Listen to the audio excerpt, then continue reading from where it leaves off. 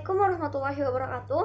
Nama saya Rizky Fatimah dengan NIM 2001 0304 0226 dari Prodi Psikologi Islam, Fakultas Usuluddin dan Humaniora.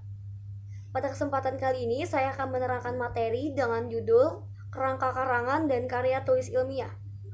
Pertama-tama saya ucapkan terima kasih kepada Bapak Rahmat Rizkiansah, SPDI SAP MPD, yang telah memberi saya kesempatan untuk menyampaikan materi pada kesempatan kali ini. Selanjutnya saya akan menerangkan materinya.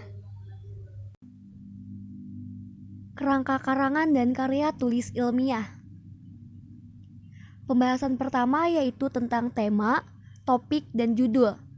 Tema. Pengertian tema menurut arti kata tema berarti sesuatu yang telah diuraikan atau sesuatu yang telah ditempatkan. Kata ini berasal dari kata Yunani titena yang berarti menempatkan atau meletakkan. Tema merupakan suatu gagasan pokok atau ide pikiran tentang suatu hal, salah satunya dalam membuat sesuatu tulisan. 2. Syarat dan sumber-sumber mendapatkan tema yang baik.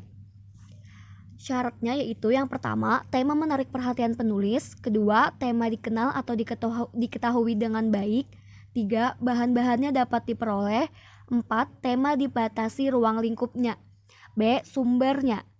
Sumber yang pertama yaitu sumber pengalaman kita atau orang lain. 2. Sumber-sumber pengamatan.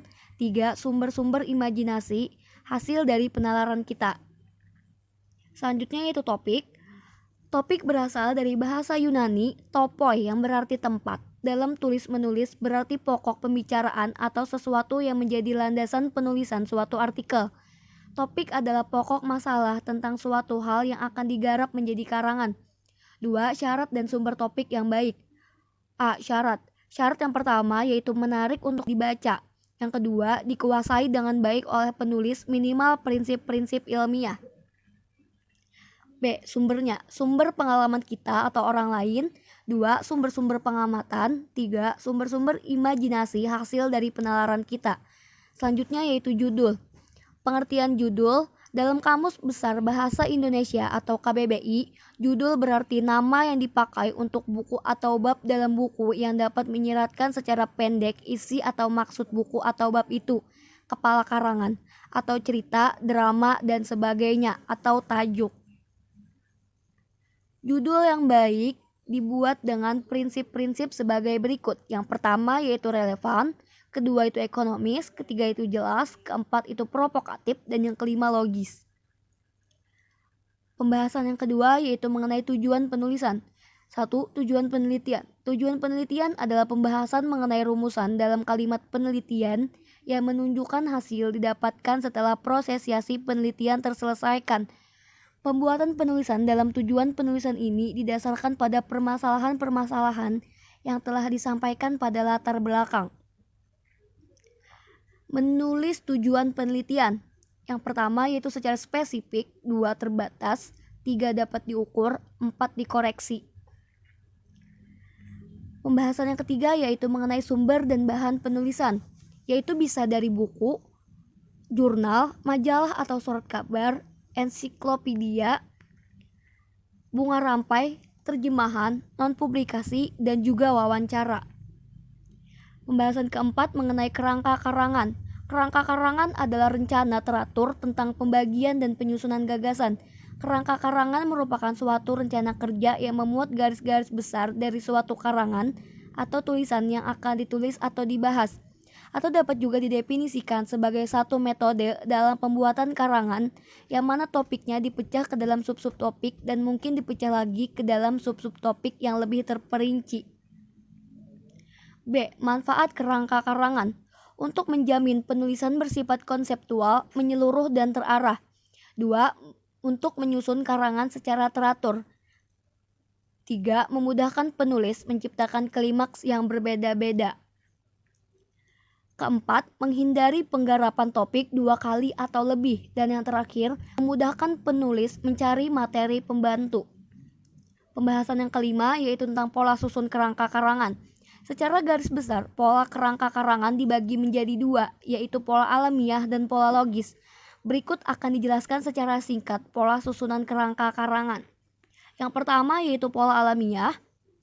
merupakan suatu urutan unit-unit kerangka karangan sesuai dengan keadaan yang nyata di alam. Pola alamiah dapat terbagi menjadi 3, yaitu 1. Kronologis atau waktu, yang kedua yaitu spasial atau ruang, yang ketiga itu topik yang ada. Kedua, pola logis, tanggapan yang sesuai dengan jalan pikiran atau menemukan landasan bagi setiap persoalan mampu dituang dalam suatu susunan atau urutan logis. Pola logis dapat dibagi menjadi 6, yaitu klimaks dan antiklimaks, kausal, pemecahan masalah, umum khusus, familiaritas, akseptabilitas. Pembahasan yang keenam yaitu mengenai kutipan dan catatan kaki. A. Kutipan. Kutipan merupakan beberapa konsep atau teori para ahli yang diambil oleh penulis dari berbagai sumber, baik tertulis maupun elektronik. Kutipan diperlukan untuk memperkuat argumen atau pendapat yang dikemukakan dalam tulisan ilmiah. 2. Jenis-jenis kutipan.